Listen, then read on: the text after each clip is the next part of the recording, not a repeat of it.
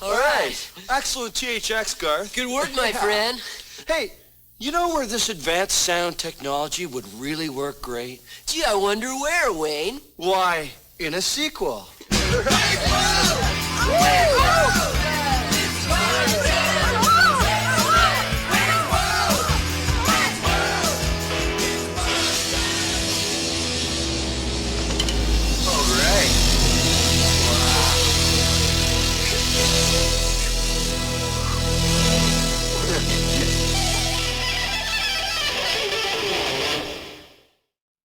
Hey there, welcome back to another video. This time around, it is a review of the 1993 comedy sequel, Wayne's World 2.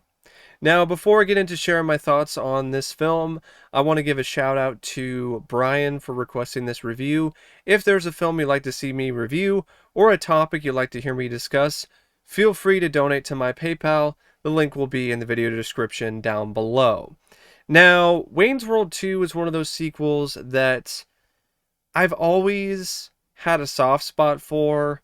I grew up watching this one. In fact, it seemed like this was always on TV when I was growing up as a kid. And whenever it was on, I would watch it. So, this is a film that I definitely do have nostalgia for. But despite that, I gotta be honest, it's not a great sequel, and it's not a film that I would say is on the same level of quality as the first movie. It's not quite as funny, it's not quite as clever, and it's a little less satisfying as a whole. But at the end of the day, it's still an enjoyable, entertaining movie, and I think because of that, it's a little underrated, because it's not like it's a crushing disappointment. It's not like it blows chunks. It's not like it's one of those sequels that makes you want to hurl. So it's one of those movies that I feel, yes, it's inferior to the first film, but as sequels go, it's one of the better comedy sequels out there, because there's a lot of comedy sequels in a comedy franchise that are really bad. Like, for instance, compare this to Hangover Part 2.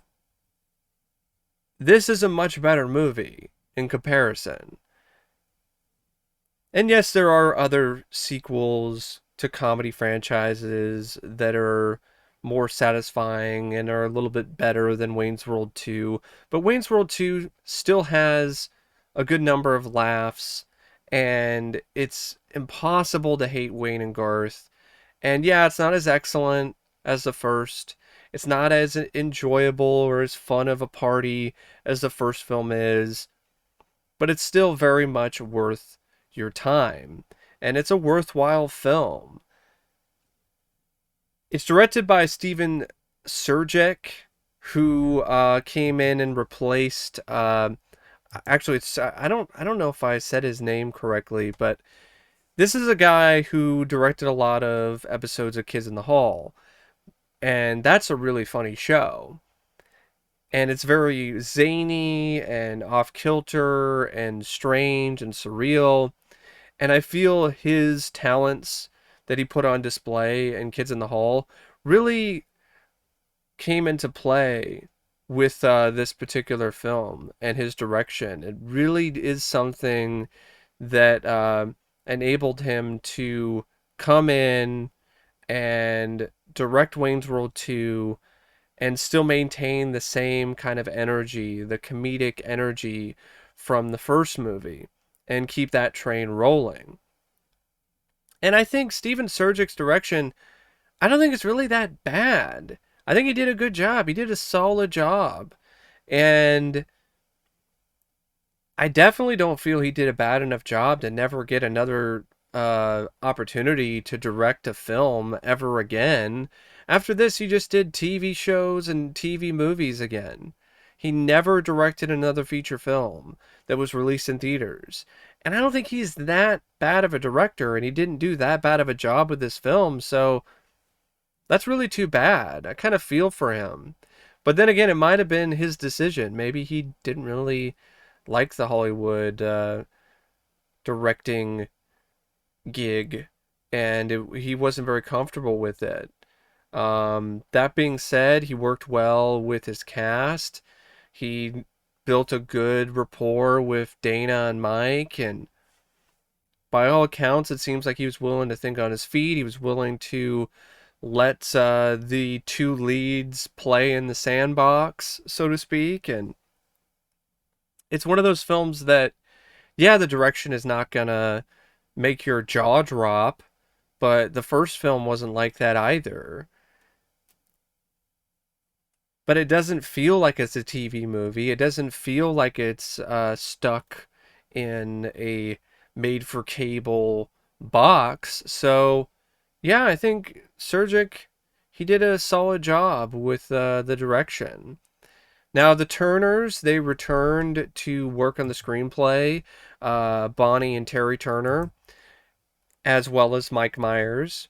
Now, what's kind of an interesting bit of trivia is that apparently, and I don't know how true this could just be a joke among the cast and the crew, but apparently there was a different script for Wayne's World 2. The original script by Mike Myers had Wayne and Garth forming their own country and seceding from the US after finding an ancient scroll in a story taken from the 1949 British comedy Passport to Pimlico. This version was well into pre-production before it came to light that the studio had no idea the script was based on a previous film and thus had not obtained rights to Passport to Pimlico. Production was immediately halted, director Surjik said. I could hear the chainsaws literally chopping the sets down. Studio executive Sherry Lansing was reportedly furious with Myers and threatened to ruin his life and career if he did not immediately produce a new script. And if that's true, that was a big missed opportunity. I think that could have been really interesting to have seen that version of Wayne's World 2. What kind of shenanigans was Wayne and Garth going to get into with this whole seceding from the US storyline and forming their own country? That could have been really clever. That could have been really different instead of too much of the same storylines, which is really one of the things that hurts this sequel the most. It's not necessarily a crippling case of sequelitis, but it's definitely a mild case of sequelitis. And it suffers from the same issue that a lot of sequels do, where they get this sequelitis and they decide to do the same thing and copy the same beats and wind up being really lazy and uninspired as a result. But knowing that Myers was probably on an extreme deadline that was just as extreme as an extreme close-up, the fact that it has a lot of similar elements in terms of the plot points of the first film, it makes sense. Because it's one of those things, you're on a deadline, you gotta come up with some kind of plot. So I guess instead of it having a evil ad executive or TV executive like Benjamin. It's a record executive. You deal with the whole strife and drama between Wayne and Cassandra again, and you create another conflict that has to be resolved in the climax where Wayne has to find a way to get Cassandra back, and instead of Wayne and Garth trying to get their show back like in the first movie, they are trying to put on a concert. They're trying to put together Wayne stock. And you also have repeated gags and they tried to do something along the lines of the Bohemian Rhapsody bit with Wayne and Garth and their two friends and the Mirthmobile, but this time around they're just screaming, and I understand why they did it, but it really does seem like a poor man's attempt at a Bohemian Rhapsody kind of moment with Mr. Scream. And then you have stuff like the bit uh, with the character that is portrayed by Ed O'Neill. He comes in and does a monologue where he's depressed, and it's another dark monologue, but it's the same kind of thing. I'm surprised they didn't bring back Garth's ex-girlfriend and have her show up at one point. So yeah, there was a lot of stuff that was very samey with this sequel, and I think on one hand it's by design because they didn't really have a choice. That's what makes the things that are more different and out there way more satisfying to me. Like the naked Indian guy and the dream sequences with Morrison and the other really clever bits where they're messing around with subtitles or doubles. And what I mean by doubles is there's a line of dialogue where it's like, "Oh yeah, you thought Paramount couldn't afford to fly us to London, and you think they would just use doubles, and they actually do use doubles." Or the YMCA gag, which you can see coming a mile away, but it's crafted so well and it's executed so good that it works. It's really a lot of fun. And speaking of the samey thing, they do another reference to a summer blockbuster. This time around, it's Jurassic Park instead of Terminator 2. And it kind of made more sense in the first movie when you had the Terminator 2 reference. Here, there's like a dinosaur that's just there in the park at night. It doesn't make nearly. I mean, it was pretty absurd that you would have the T-1000 there, but it's not like he turned into his liquid metal form or anything. So it could have just been Robert Patrick playing a cop who was just like, "Have you seen? I'm looking for Edward Furlong." But this one, it's clearly a dinosaur. And it's never referenced again. There's never another dinosaur. You don't see the dinosaur in a dream sequence. You don't see the dinosaur later. So, really, what the hell? um, and you have the stuff where it's like, we're not worthy when they meet Aerosmith. The difference is Aerosmith's like, nah, you're worthy. But yeah, there's a lot of similar stuff here, but there's some new stuff like the roadie for Led Zeppelin and all these other bands. Uh, Del Preston. I really like that guy. I thought he was hilarious. I really enjoyed all of the bits that involved him. And Chris Farley's in this, and he plays one of Wayne and Garth's crew members for their Wayne Stock crew. And Chris has more to do here, and he's a ball of fire and energy. And there's a fun little reference to the scene in Officer and a Gentleman where it's like, "I got no place else to go." And it was fun to see Chris Farley really be able to do more. Because in the first film, he just had a blink and you miss a cameo. But here he has a few more scenes. And I honestly wish he had even more scenes. Because his scenes were that funny. Then you have Kim Basinger, who plays Honey Hornet. I think that's, yeah, Honey Hornet. And she becomes this love interest for Garth. And Kim Basinger has never been hotter. Swing! I mean, damn. Garth is one lucky guy. Even though ultimately she's just using him. But still, I mean, total babe. Total robo babe. And Tia Carrere, she's back as Cassandra. She doesn't have that much to do, though, in this. And the whole thing with her and Christopher Walken felt very forced. I didn't buy it at all that they would all of a sudden get married.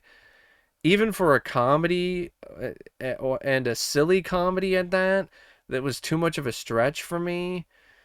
And speaking of Christopher Walken, his character of Bobby Khan, it's just Benjamin from the first movie, but with a few things switched around, and it's Christopher Walken.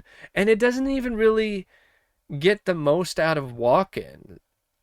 It's a very weak and forgettable performance by Christopher Walken, because he doesn't have that many scenes. He doesn't have that many moments where he can really shine.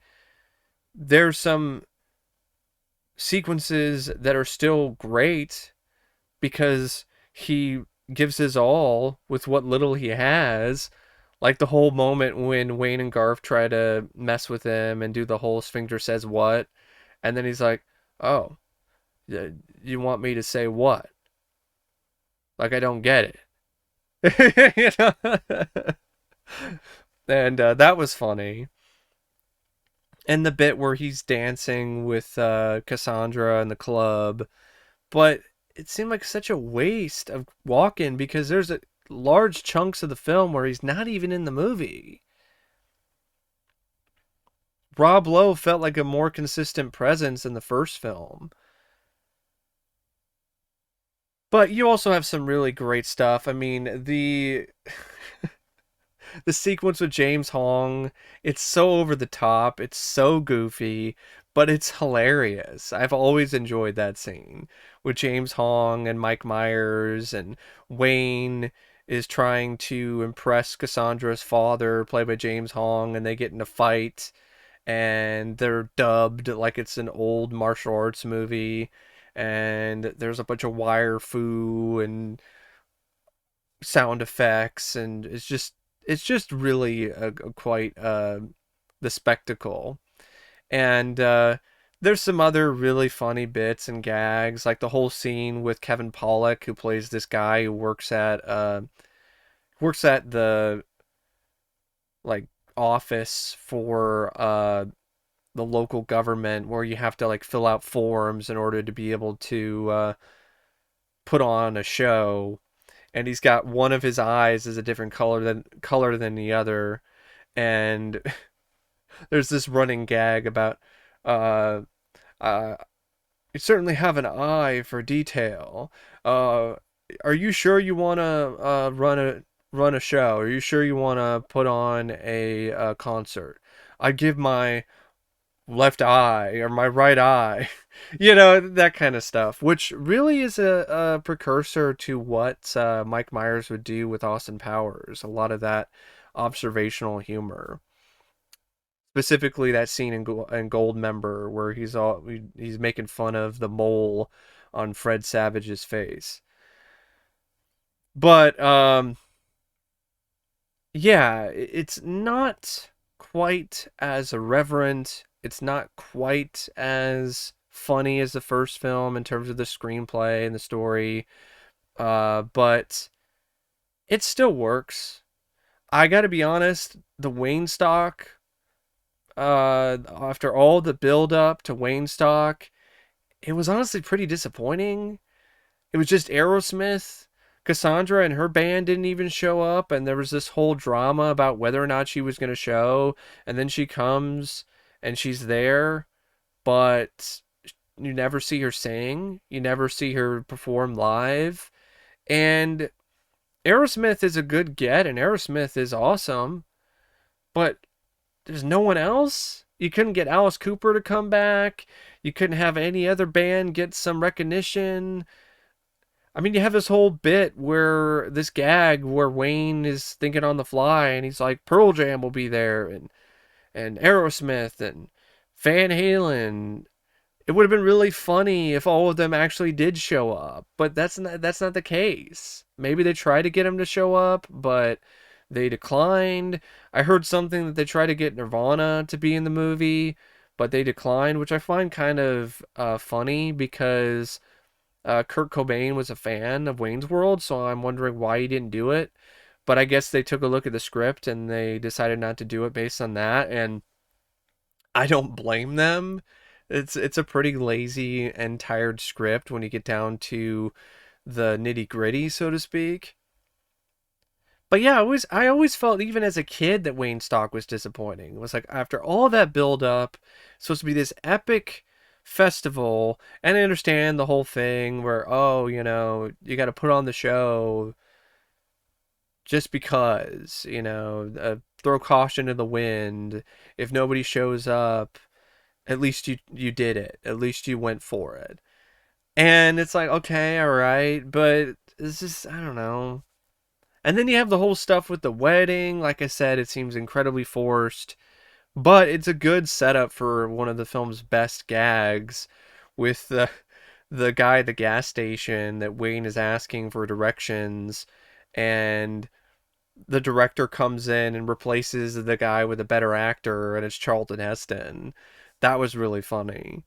But they could have had a gag like that without the whole way that the wedding angle is ultimately handled. I mean, really, with that whole thing with the wedding angle, you could just do it better, like actually make it more believable. Have some more scenes with Christopher Walken and Tia Carrere actually having some sort of romantic chemistry with one another. Because other than that, it just seems like she went on this a trip with him to Los Angeles to work on her album, and then boom, now she's getting married. It's just, and then they were doing this whole bit, which is a take on The Graduate. I didn't get it because I even as a kid I was like, what are they trying to do here? The music is weird. I don't know what they're trying to riff on. And yes, they had some older riffs on things like Laverne and Shirley when Wayne and Garth did the intro for that in the first movie.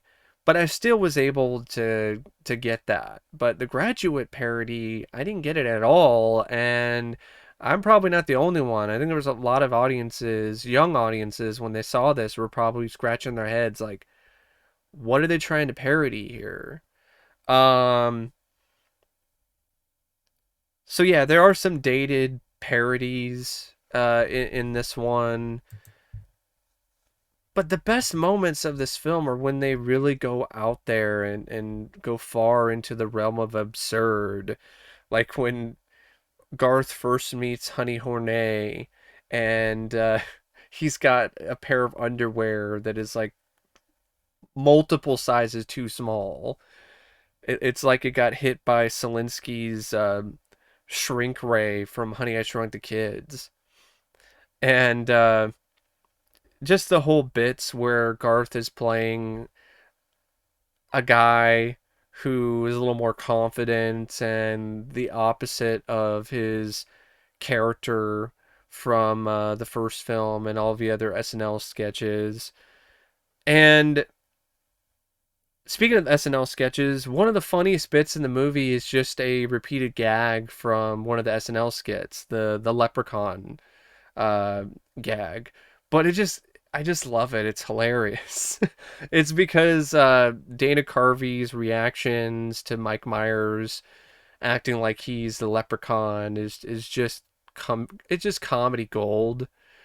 And it's such a dumb thing where Mike Myers, he's in character as Wayne and he's just talking to Garth and like everything's fine. And then he takes a flashlight and turns it on and he's like, I'm the leprechaun. And Garth's just freaking out. Stop it, man. Stop it. I'm the leprechaun. Don't try to steal me pot of gold. Go away, leprechaun man.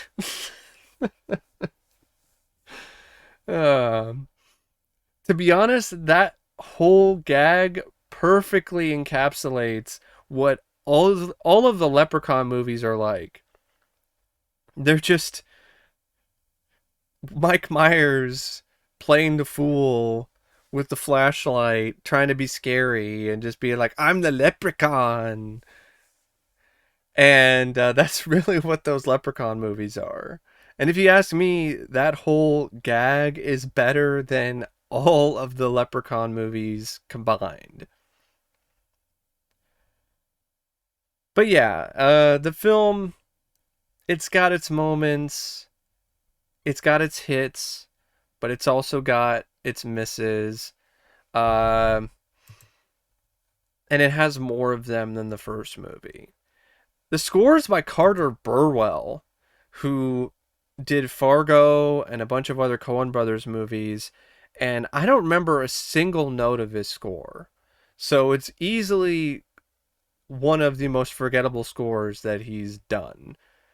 And speaking of the music, like even the music that's used for the film is not as memorable other than other than the Aerosmith songs. I guess I was almost about to hurl there, but I chewed it back.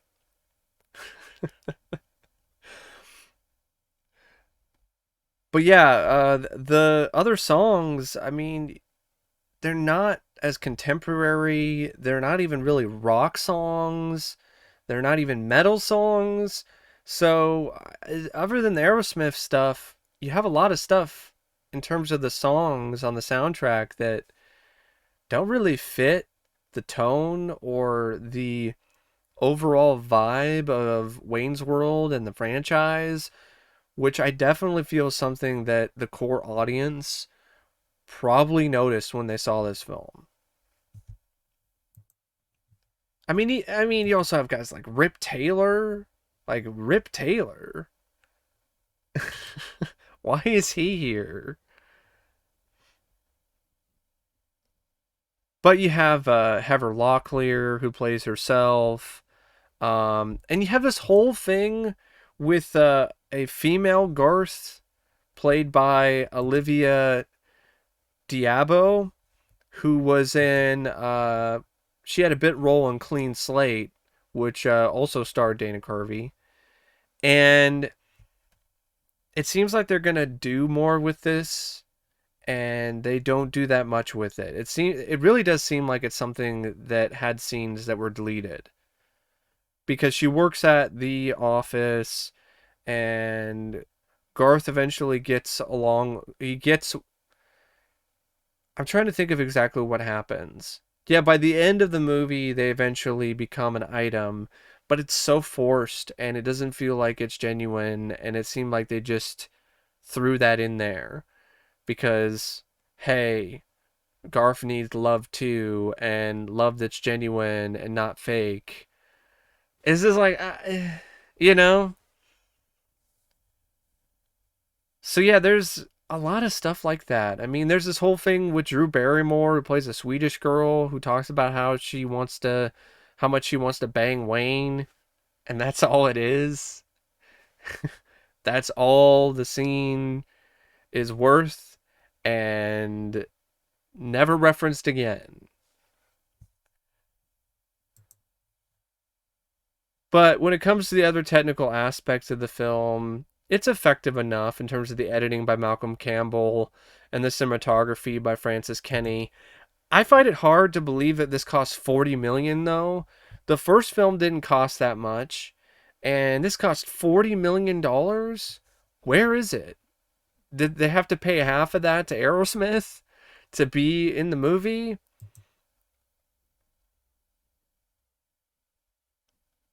And it didn't do that well. It only made 48 million in the US. The first film was one of the biggest hits of 1992, and this ran into a lot of issues in terms of competition. It came out in December, and in 1993, there were a lot of big films that were coming out in December. So it kind of got lost in the shuffle. Just like I'm getting lost in my words, and I apologize. But yeah, it ultimately didn't have the same success as the first film.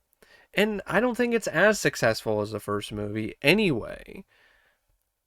But I still feel it deserved to make a little bit more money. But I think it did fairly well in home video, and it definitely does have its fans, and you can argue that it has a cult following. And speaking of Wayne's World 2, I want to mention one more thing. Dana Carvey and Mike Myers, they did a MTV special for Wayne's World 2, and they also did one for the first movie. None of these are included on the DVDs or Blu-rays for either film, which is a bummer because there's some really great material in them. Like in the first Wayne's World MTV special, Wayne and Garth do their parody of a grunge song called Pain Cave, and it's actually pretty hilarious. I recommend looking it up. They do this bit of commentary on music videos that are confusing, and they riff on the music video for Don't Cry by Guns N' Roses.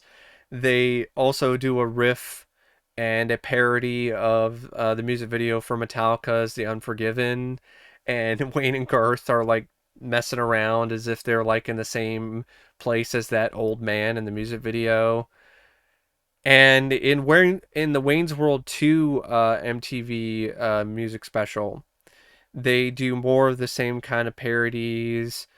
And they do one where they parody U2's song Numb, and they parody the music video, and Garth is looking at the camera and mumbling the lyrics while Mike Myers is in character as Wayne doing the leprechaun bit.